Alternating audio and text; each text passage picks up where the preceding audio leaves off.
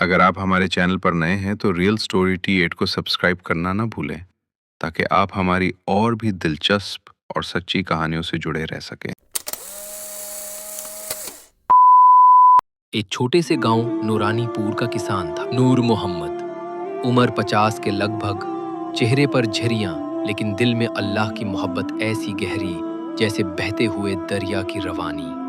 نور محمد کا ایک ہی بیٹا تھا، حمزہ، پڑھائی میں ذہین، ماں باپ کی خدمت گزار اور دل کا نہایت نرم۔ نور محمد کی زندگی کا خواب تھا کہ حمزہ ایک دن عالم دین بنے، لوگوں کو دین کی روشنی دکھائے اور قبر میں اس کے لیے صدقہ جاریہ بنے۔ لیکن حالات کچھ اور تھے۔ گھر میں غربت تھی، زمین بنجر ہو چکی تھی۔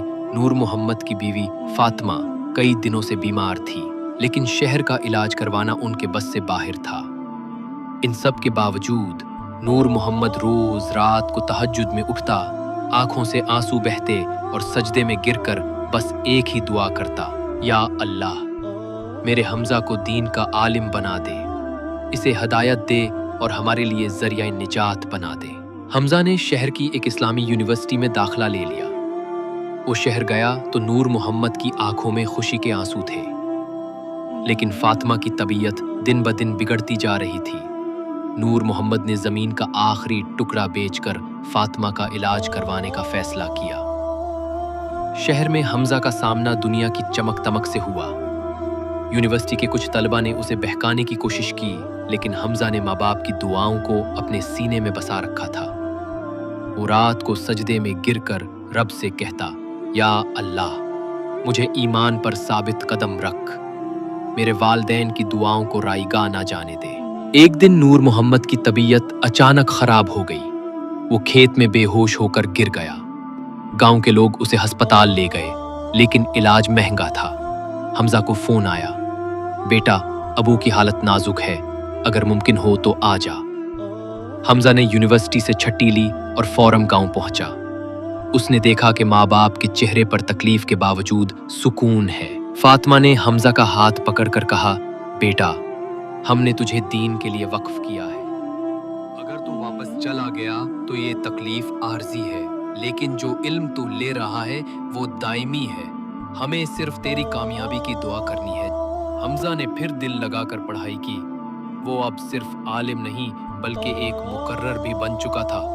اس کی تقریریں لوگوں کے دلوں کو چھو جاتی تھی۔ ہر بات میں قرآن اور سنت کا حوالہ ہوتا۔ لوگ اس سے متاثر ہو کر نمازوں کی طرف لوٹتے۔ اس نے اپنے گاؤں میں ایک مدرسہ بھی قائم کیا، جہاں وہ گرمیوں کی چھٹیوں میں آ کر پڑھاتا۔ نور محمد کا چہرہ اب نور سے دمکنے لگا تھا۔ وہ کہتا، جس بیٹے کو ہم نے سجدوں میں مانگا، وہ اب دوسروں کو سجدے سکھا رہا ہے۔ نور محمد کی عمر اب 70 کے قریب ہو چکی تھی۔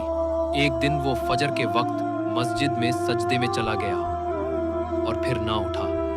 لوگ دوڑے، لیکن اس کی روح اپنے رب سے جا ملی تھی۔ وہ سجدے میں تھا، رب کے حضور۔ حمزہ کو جب خبر ملی، وہ گاؤں آیا اور والد کی قبر پر بیٹھ کر دیر تک روتا رہا۔ ماں نے اسے گلے لگا کر کہا، بیٹا، تیرے ابا نے تجھے ایک سجدے میں مانگا تھا، اللہ نے وہ سجدہ قبول کر لیا، اور وہ سجدہ اب ان کے لیے جنت کا دروازہ بن گیا ہے۔ کہانی ہمیں یہ سکھاتی ہے کہ اخلاص سے مانگی گئی دعا کبھی رائیگاں نہیں جاتی۔ اللہ اپنے بندے کی محنت، قربانی اور سجدوں کو ضائع نہیں کرتا۔ جو اپنے والدین کا وفادار ہو اور دین کا خادم ہو، اللہ اس کے لیے دنیا و آخرت کے دروازے کھول دیتا ہے۔